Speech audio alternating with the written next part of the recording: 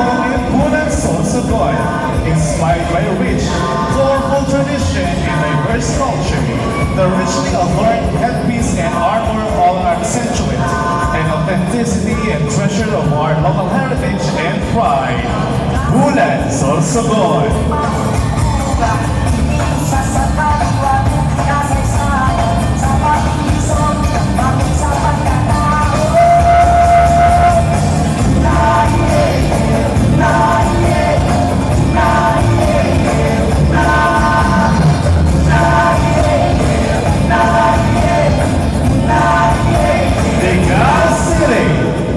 This costume is inspired by an eco-warrior who wants to maintain a sustainable, healthy earth and conceptualized by the element of the sea of the coastal area of the Gao City. It is made by fishmen with seashells that symbolizes one source of our food and the face of the fish which determines how we move forward in life despite we face problem or obstacle. Gao City!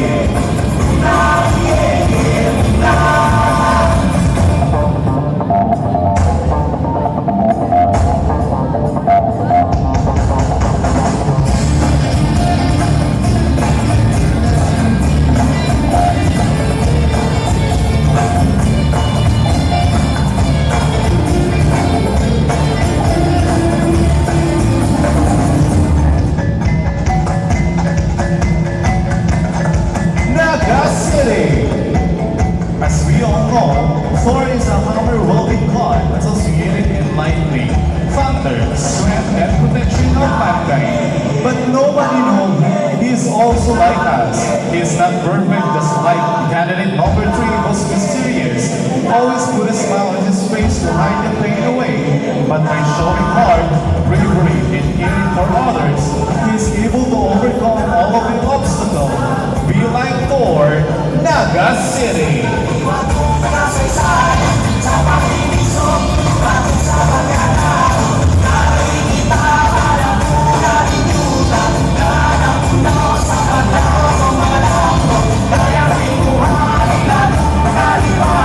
Feeling Camarines War. Mark Jonah Valenzuela's costume is a modernist definition and interpretation of a brave Philly warrior. As an honored student, barangay leader, and advocate of certain causes, Mark believes that the warrior is equipped with armor and a sword to win the hardest battle and shine in the darkest as someone who never surrendered for people he protects. Mark Jonah is our modernist warrior. He deserves to be praised. Pili Camarines War.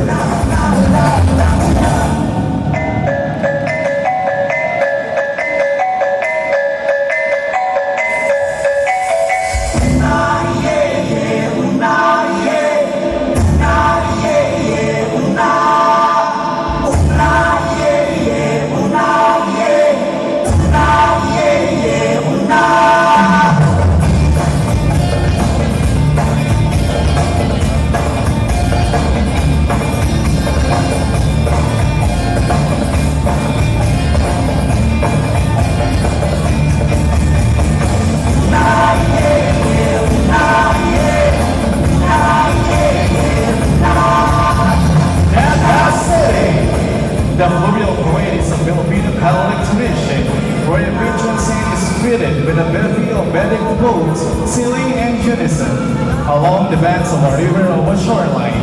Fishing villages often initiate such celebration to invoke the patron's favor to bless the sea and their livelihood. The fluvial procession marks the return of the Virgin from the Naga Metropolitan Cathedral to her home shrine at the Basilica. Upon its arrival, the Virgin will receive the formal religious rites by Roman Catholic dignitaries of the Bicol region led by the Archbishop of Nueva Cáceres, which is home diocese, Naga City.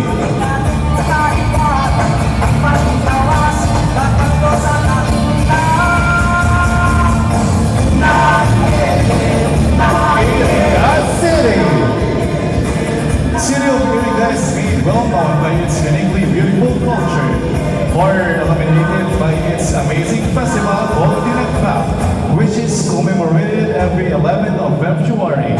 Candidate number 6 is wearing a phenomenal costume which represents the rich culture of Iriga City. It is made from indigenous and recycled materials manipulated by creativity, innovation, and fashion. It is highlighted by a horn-like carabao which emblematizes the hard work of Indigenous in its colorful backdress, chaleco, bahag, and the distinct add-ons depicting the kaleidoscopic cultural attributes in the genuine love of every Irigeño. Iriga City.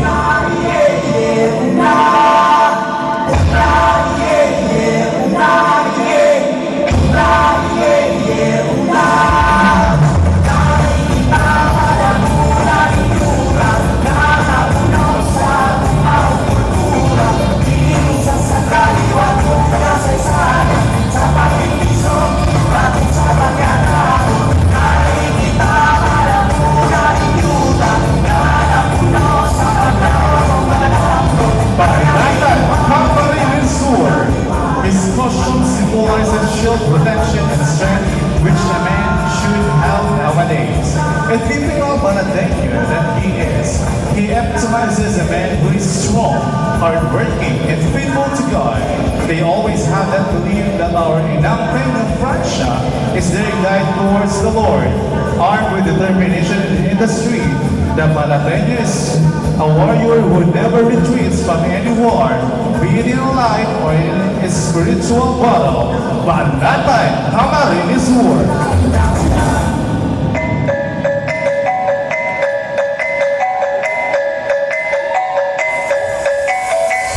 Legazpi City of Life.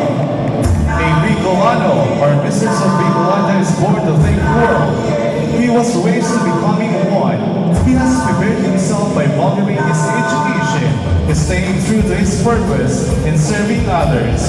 Whatever challenge that may arise, there is no doubt that he can overcome and conquer them, and proudly say that he is a Bicolano by mind and by heart. Legazpi City, all right.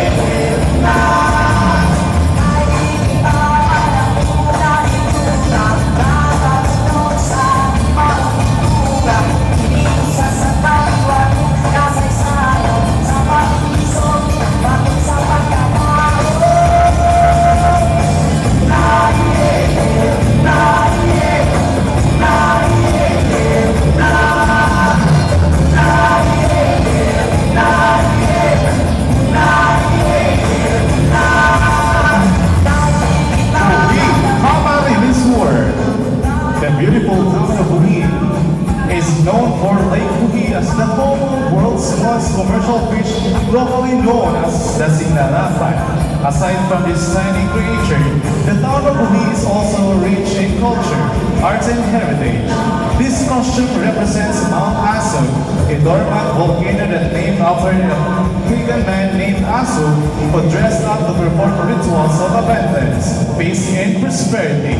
Buhi, Camarines war.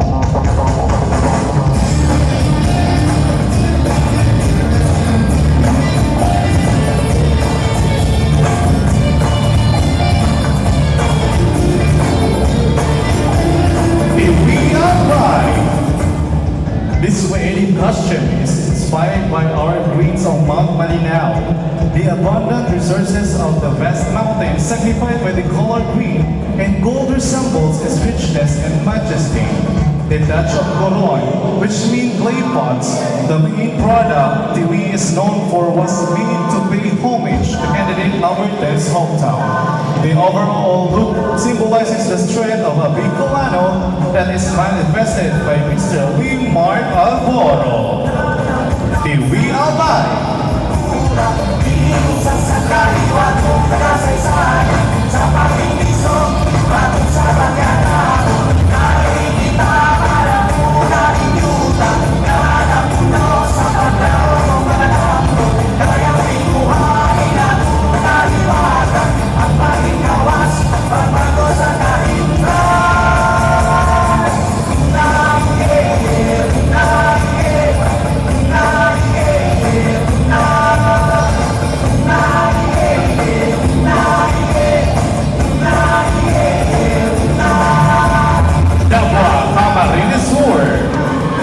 Inspired by Alinsangan Buwa-Buwaan Festival of Nahuatl, Camarines Sur was wrapped around a warrior suit.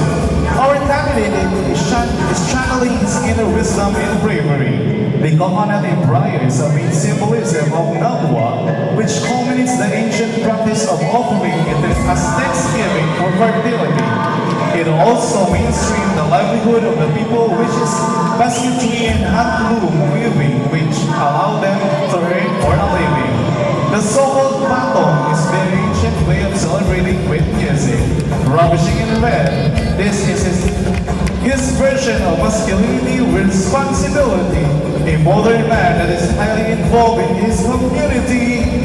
Nabua Camarines Sur.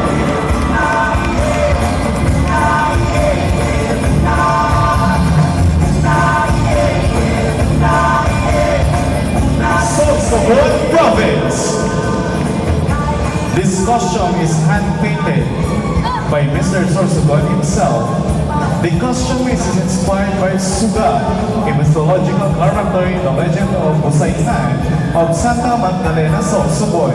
Suga is a Red Sea creature who was tasked to duel with Busaytan and accidentally killed him with a poisonous sea urchin, and eventually got punished by Princess Patit. Sorsogon Province.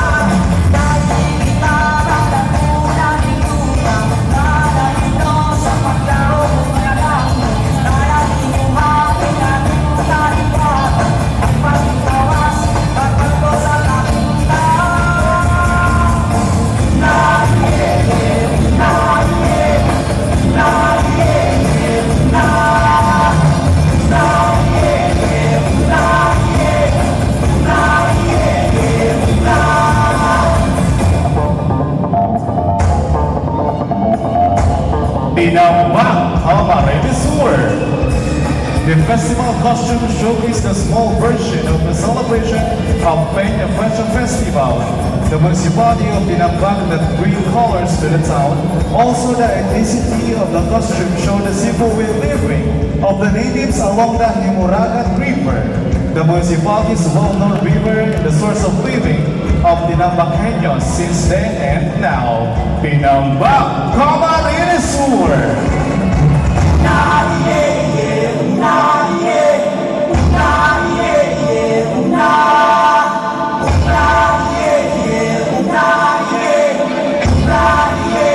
Malilipot Albay. Malilipot Albay is wearing a piece inspired by Dato Makuso, the tribal chief of Rawis, who is the father of the Lagang Magayon. This labyrinth theme yet majestic festival attire represents the strength among Albayanos, the maker of a shifting warrior, and a notable noble father. This piece is intricately lined with kind of fabric, tassels, and striking colors that have symbolic meanings, such as gold, which is Makusuk's power, red is courage and fervor, and brown, which represent the Albayanos' reliability and resilience.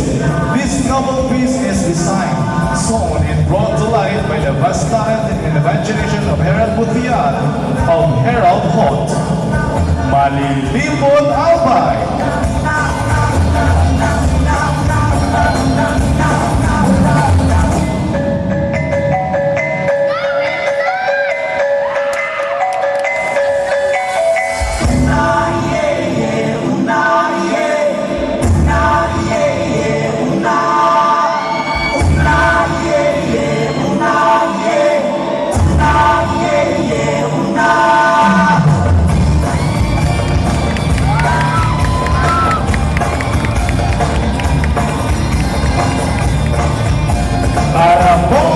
Camarines Sur. This small boat-inspired costume depicts the colorful culture and tradition of the 49 coastal and agricultural barangays of the municipality of Taramoy. The fishnet symbolizes their main source of living, which is fishing, but this primarily reflects the interconnection of the diverse way of life of the locals. The paddle is the driving force of the municipality that despite the challenges like geographical location, political preferences, and natural phenomena, Aramoan strive to become the second-class municipality of the province of Camarines Sur. Aramoan, Camarines Sur!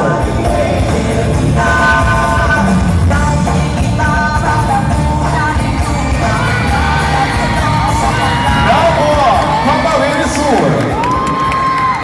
Nabua, before the Spanish colonization in 1571, Nabua was already settlement called Rancherias, ruled by Idato. Candidate number 16 is wearing the warrior costume of the famous battle of Nabua, Dato Tundo, who fought against the Spaniards. His costume reflects the rich culture of Nabua. The salakot symbolizes patriotism, pride and honor. The sword symbolizes bravery. The shield symbolizes the resiliency of Nabueños. The three colors, red, yellow, and green, represent the Buwaguan Festival, and the gold accent represents the golden history of the town and the promising future of the modern town of Bicolano. Nabua, Camarines Sur!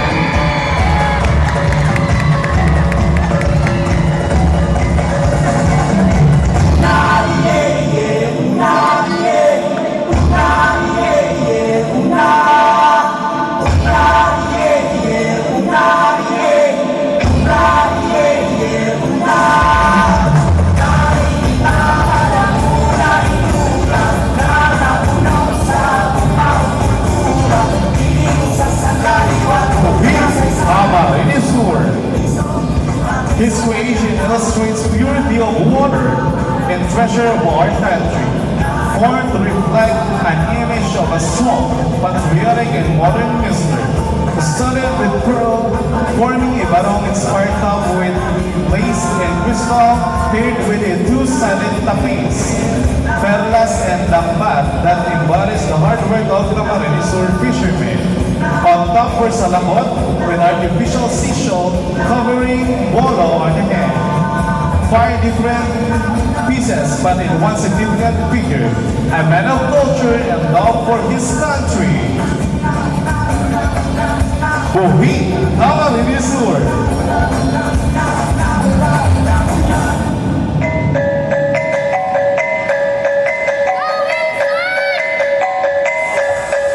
Ligang City Albay!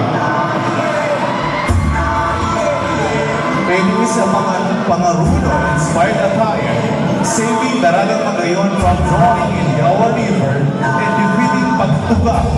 His courage, strength, and heroism is symbolized by the shield, spear, and headdress, both decorated with feathers and further accentuated with the armband to highlight his masculinity. Ligaw City, Albay!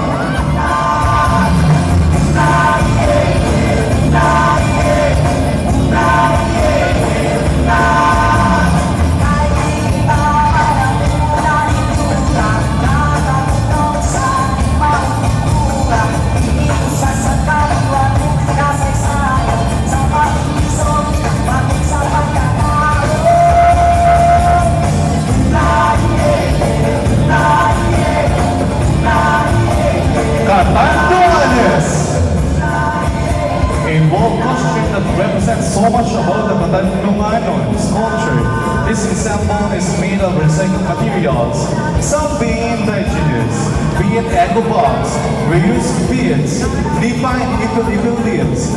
The headdress create the being one of the focal point of the attire. It shows that no matter what the struggle life gives to Batanunganons, always face it with best. Head held high to represent bravery. Wings that are spread wide to show that we are always ready for difficulties, ready to soar high to reach the goal and dreams of our humble province.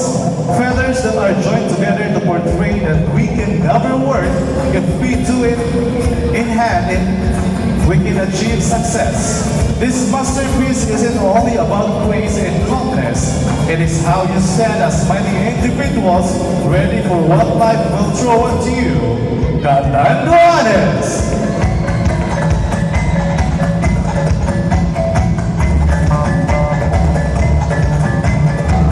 Magalao, Camarinesur. His costume represents a mandaragat of Mindanao with colorful and intricate modern fabrics that go in the abundant life in the sea. His sakuan and lambat show his perseverance, strength, and hard work. This native jewel accessories around his neck and his salakot made of soft fabric symbolizes a man of respect, richness, and culture form. Magalao, Camarinesur!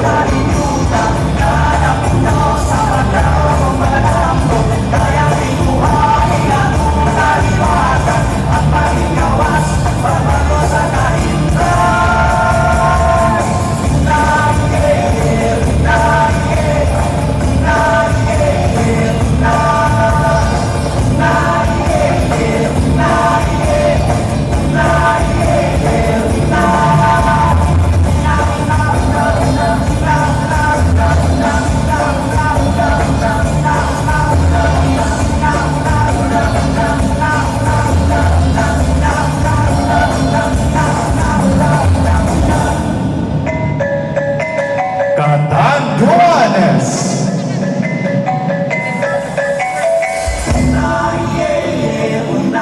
Masbate! A town famous for its school, is home to a multitude of mythical creatures with ties to the gold mining industry. The costume is an illustration of a well-known character known as the bull, as the god of miners. This god has many hands that are always sifting through dirt in search of gold.